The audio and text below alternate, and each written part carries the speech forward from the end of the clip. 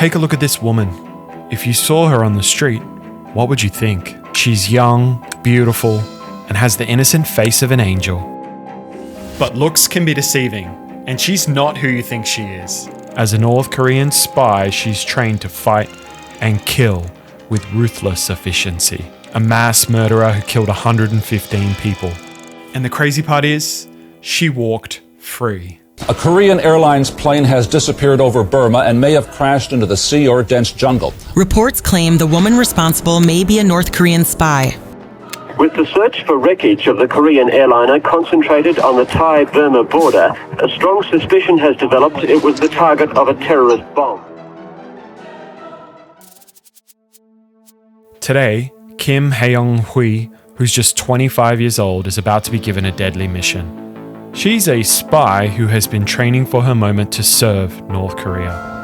And one morning, a man comes to visit her. She's accompanied by an older man who will be her partner on this mission. Kim Sung-il is a veteran North Korean spy and a man 40 years her senior. They are taken into a large room with no windows, lit only by a harsh fluorescent light. Inside, they meet a man, known only as the director. He lights a cigarette, takes a puff, and cuts straight to the chase.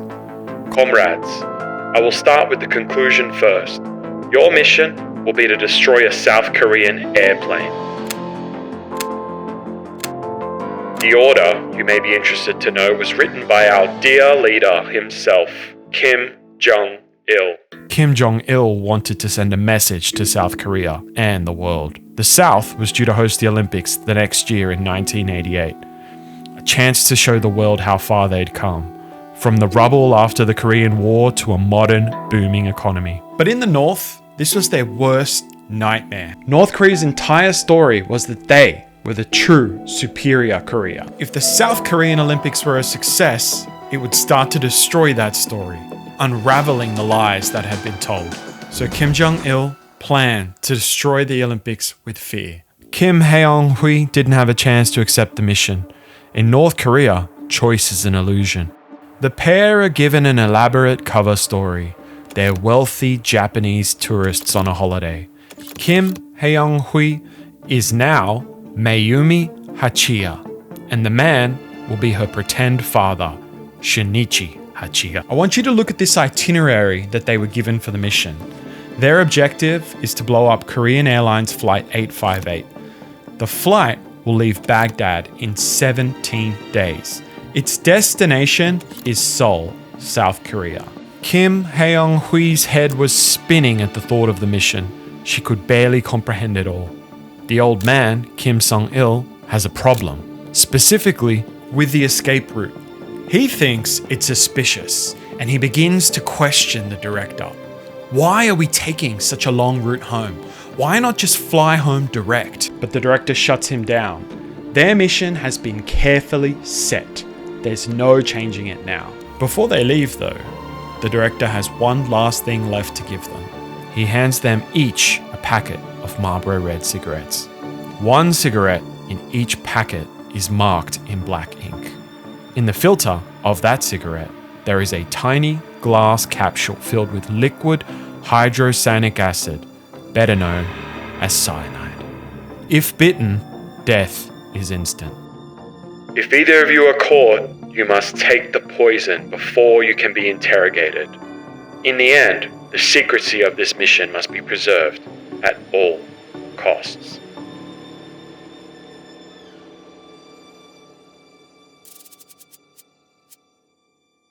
The next morning, the pair begin their journey. They travel to Moscow from Pyongyang, where they stay for 2 nights. Then, over the next 16 days, there is a flurry of travel. Their route has been designed to make the pair look like tourists enjoying a long holiday around Europe. They fly from Moscow to Budapest. Then, from Budapest, they use a car to sneak over the border to Vienna. Once in Vienna, they make their move to Belgrade and finally end up in Baghdad 16 days later. It was here in the Middle East where the most critical part of the mission is about to happen. Mayumi and Mr. Shinichi have safely arrived in Baghdad. Their next flight would be leaving in a few hours, But before then, they are met by 2 male North Korean field agents. One is holding a briefcase. Inside it is a bomb. The bomb is a portable Panasonic radio, not too dissimilar from the one I'm holding here. It's small, easily transportable, and not suspicious at all. But carefully inserted inside is 350 grams of C4 explosive. The choice of this specific model of radio was significant because it had a built-in alarm clock feature that could be used as a delay timer to detonate a bomb. Inside the briefcase, there's also one more thing: a bottle of Picatinny liquid explosive. It's brown and kind of looks like whiskey, so it's been put in an alcohol bottle. But really, it's there to increase the size of the explosion. Kim Jong-il expects total devastation. As they pass through security, Mayumi is nervous.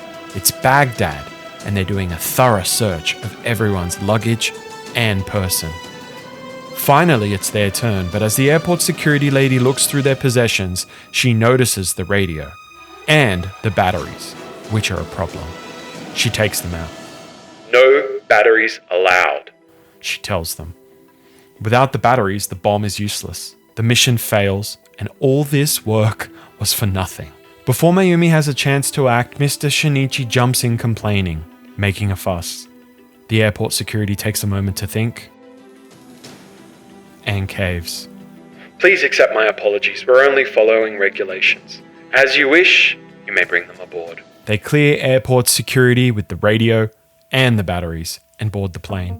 Mayumi quickly ducks to the bathroom to set the bomb. Over the last few weeks, she's been practicing how to set the alarm with a dummy radio. But now the real one's in her hands, she's shaking. Slowly she begins. First, she flips the 4 switches at the bottom of the digital clock. Then, she moves the alarm switch back to the center under the word radio. She checks the time. It's 10:40 p.m. The bomb is now set to explode in 9 hours. Tick, tick, tick. She returns to her seat, and before she sits down, she places the briefcase with the bomb and the explosive liquid above in the overhead compartment. It's done. The flight is short, just 1 hour from Baghdad to Abu Dhabi, and the whole time, Mayumi is frightened that the bomb could explode. But it doesn't. They safely arrive at Abu Dhabi airport, and Mayumi and Mr. Shinichi disembark the plane with only 13 other passengers. Those that are left on board and continuing on to Seoul are almost exclusively South Koreans. As they disembark, Mayumi and Mr. Shinichi leave the briefcase behind whilst the alarm ticks down, each second drifting closer to total devastation. Quick break. This video is brought to you by, well, me. I have some exciting news. I just launched my Patreon and I'm officially sharing it with you guys. You get a director's commentary after each new video is released. Live research streams where you can join me on my research process for upcoming videos. And access to all my research boards where every single source I used is available for you to dig deeper on. So if that sounds good and you want to support the channel, it's only $5 a month. Visit my Patreon. I will link it below in the description. Back to the video. So how did it come to this? Such a young woman about to destroy the lives of so many innocent people. Kim Hyun-hee was born in Pyongyang in 1962. From a young age, Kim was noticed. She was beautiful.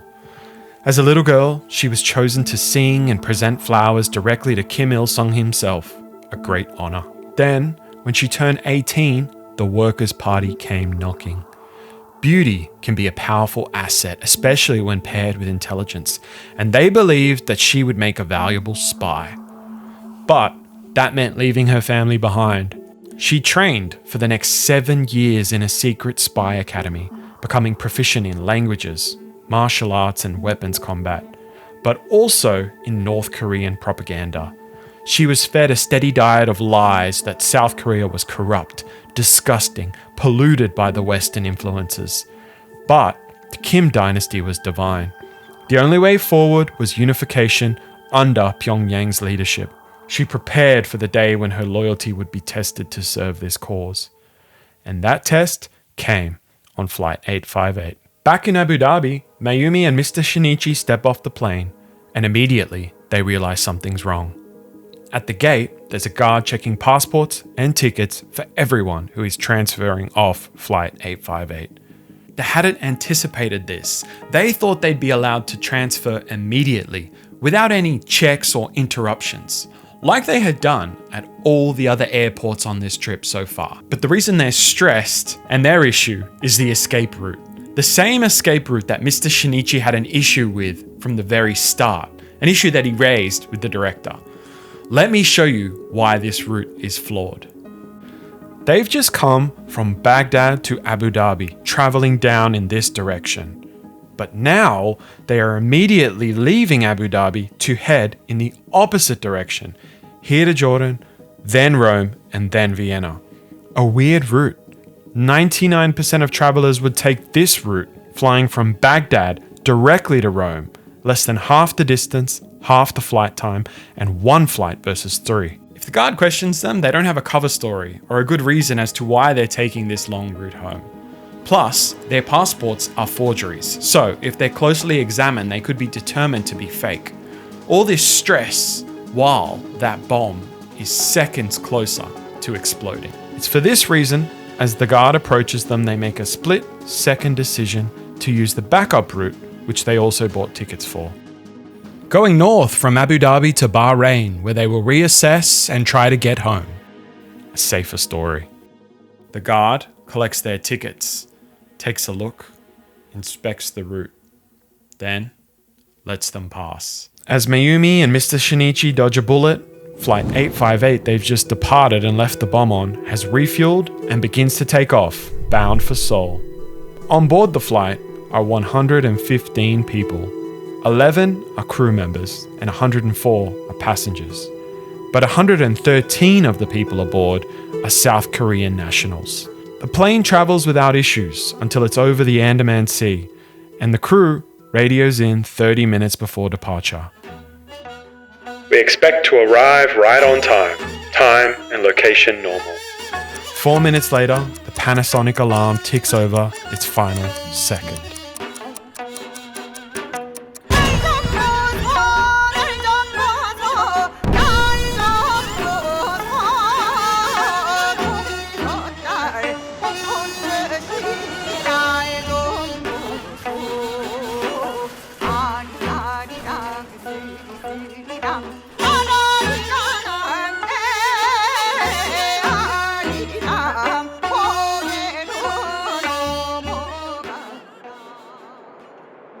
Meanwhile, Mayumi and Mr. Shinichi are now on a race against the clock as the South Koreans are desperately scrambling, trying to determine what happened to Flight 858. They had successfully left Abu Dhabi via their backup route and arrived in Bahrain the following day on November 29th. Their plan now was to double back to Rome en route back to North Korea, hopefully avoiding suspicions of any Bahraini guards.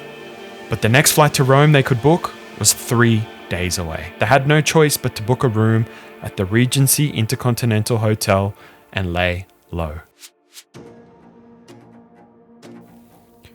Today's the day. Mayumi and Mr. Shinichi are nervous. So nervous, they skip breakfast and head straight to the airport.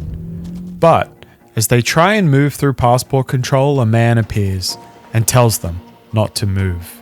He tells them that their passports are fake and that they are being taken for questioning for the disappearance of Flight 858.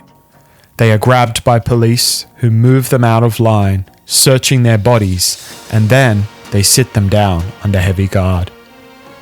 Mayumi looks at Mr. Shinichi. He nods his head. It's time. He pulls out his pack of Marlboro cigarettes and immediately takes a bite of the poison one. His body starts instantly convulsing. He will die moments later. At the same time, Mayumi pulls out her own cigarette with cyanide in it. She puts it in her mouth, but before she could take a solid bite, the female police guard knocks it out. She is bitten into enough to send her unconscious, but not quite finish the job. She blacks out.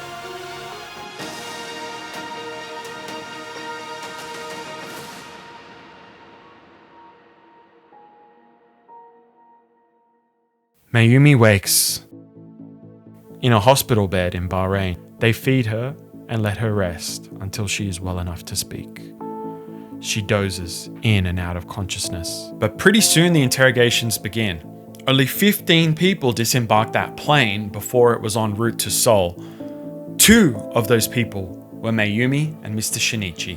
Authorities know their passports are fake, and when they tried to question them, the pair both bit into a cyanide cigarette, which was a hallmark trait of North Korean spies. All this evidence points to the fact that Mayumi and Mr. Shinichi were involved, but they still don't have a confession and they don't know what happened to Flight 858. The interrogations continue in Bahrain for several weeks. Mayumi holds strong.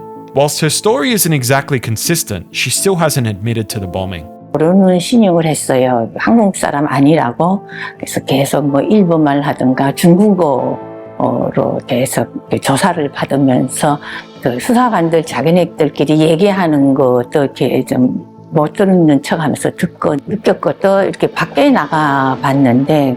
Eventually, the Bahrainis lose patience, and as the crime happened on a South Korean airline, she is taken to South Korea for further questioning.